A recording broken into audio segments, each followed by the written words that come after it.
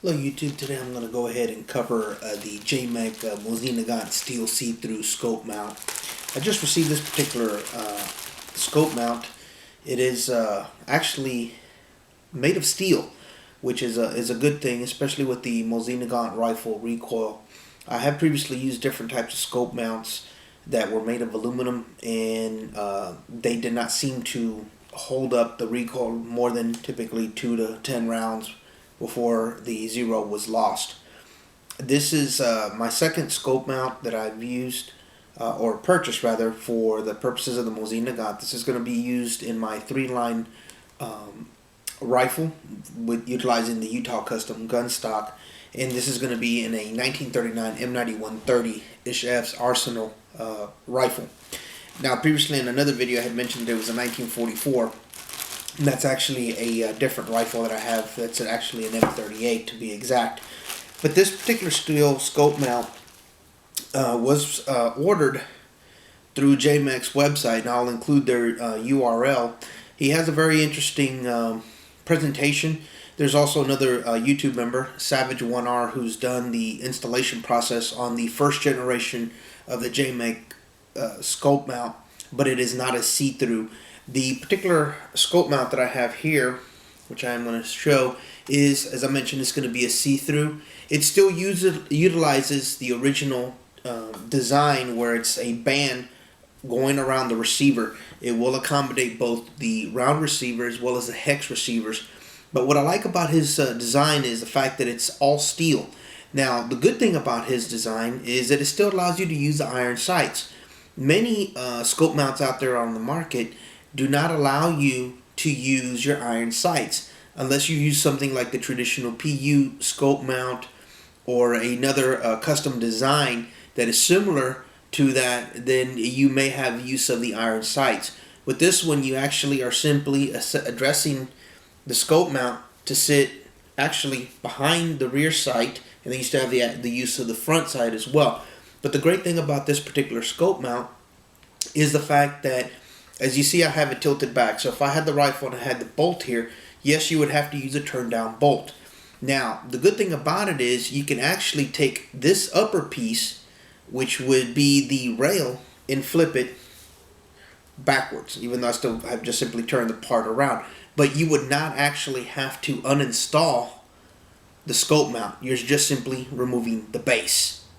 And so now you actually have use of a pistol scope for the purposes of a scout sniper configuration. For those that like that, I have another weapon that is usually using a competitor's version of a scout sniper, but it gives me the use of not only the iron sights but as well as a rifle scope, or in this case a pistol scope if you're going to go with the scout sight or setup. And the good thing about it is you still have the use of the straight bolt handle, so you don't necessarily have to go out and buy a turn down bolt or modify your bolt.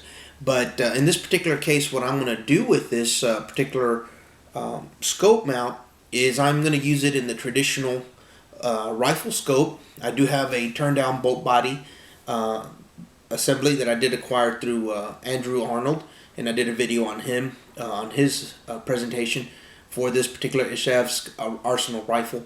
But it is relatively simple. Your tools are a set of Allen wrenches, which is all here in all the screws, and you're going to be using a mallet or a brass hammer to bend this into shape around the receiver, and then it basically forms a U shape like so, and it clamps on the left hand side here.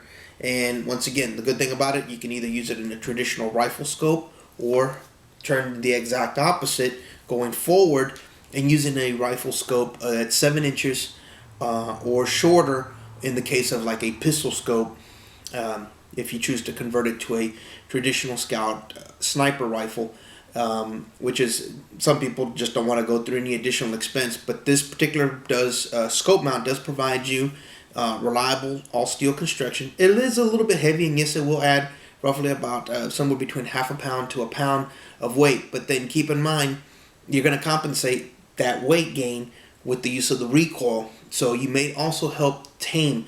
Now, one thing that he does want to point out, and I did address this with Savage 1R, is that this steel band will not compensate as a accuratization piece, as Spartan 765 mentions that there is a piece of either brass or other metal, soft metal, that'll go around where the lug and the magazine well would help provide a little bit more of a free flow capability.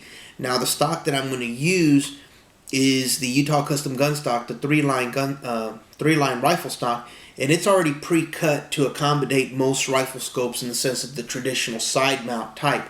However, I have yet to install this, so once I've actually installed it, I will make a video presentation covering not only the scope mount, but as well as the rifle itself and everybody that contributed to that particular project. So keep in mind and stay in tune for that. So I will be doing a video on that. But I just wanted to cover this. Everything is included in the steel see-through scope mount, and it runs for $92.95 with the shipping included, which is actually $84.95 plus $8 shipping. And I did receive mine relatively quickly. Keep in mind that I did order it in late November, and due to the holidays, the schedule fell a little bit behind. But for the most part, the turnaround time is somewhere between 1 to 2 months, depending on how many scope mounts are ordered.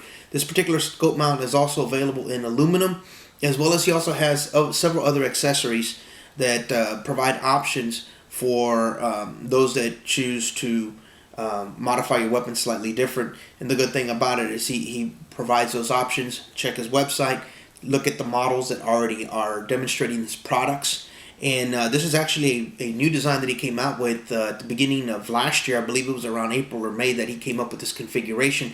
And for that reason, I purchased it, because I'm not one to sit there and tap the receiver or modify my weapon much more than I need to, with the exception of this particular custom job. But even then, that's just simply placing the pieces together and come up with a nice project rifle that I'm working on. But I just wanted to touch base with you on this. And I like the design, very reliable, and it is obviously heavy duty. This is something that he machines himself, so he does take pride in his work, and he does stay in touch with you when placing the order. So by all means, if you're looking for a particular scope mount that you're going to find that's going to be reliable, it's a 2-in-1, this is definitely the avenue to pursue if you are really interested in scoping your Mosin-Nagant without having to do too much of hands-on application. One thing that you are going to end up having to do is you are going to have to sand your stock a little bit just to allow room for this particular band to fit in the receiver. But the instructions that he provides you are very, very clear and to the point, but he's always available to answer any technical questions you may have. And he mentions that in his little handbook, which is about 3 pages, 2 pages of text, and then 1 page of illustrations. If you have any questions, please feel free to send me a message or comment, and I'll be more than happy to address that for you. But again, Savage 1R did a great presentation on the installation process. It is slightly different. It's the first generation of the JMECK scope mount. This is the steel see-through scope mount made by JMECK products. So my compliments to him, and I hope to hopefully hear back from you if you have any comments on your projects, if you've done so. If not, thanks for watching. Have yourself a great day.